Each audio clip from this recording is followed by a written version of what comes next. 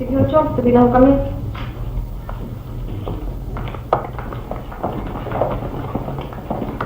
Pepe, bakit sila lang pinalugod? Hindi pati kaaway. Bakit? Takot kasi niyo dali. Dapat pare-parehong tingin ng tao.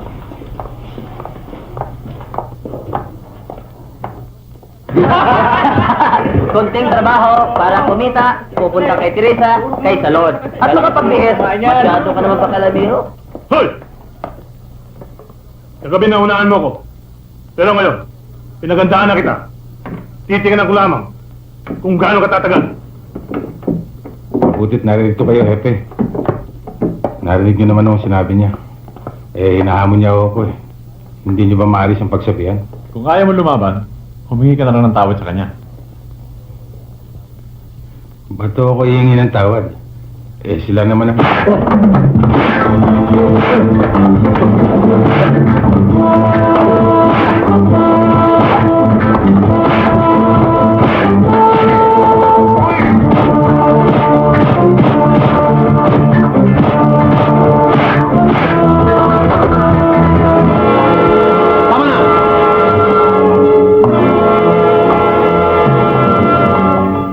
Talagang nagtatapang-tapangan ka, no?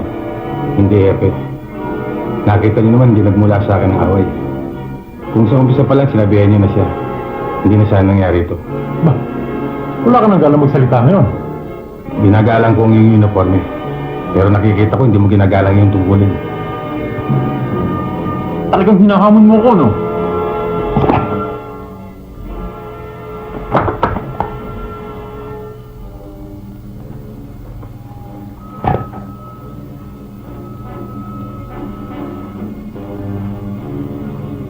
Akin ang baril ko.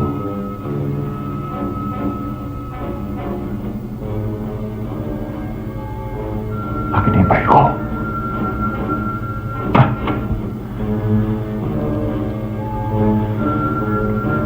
Ayaw na kitang makita dito sa bahay ng Depila.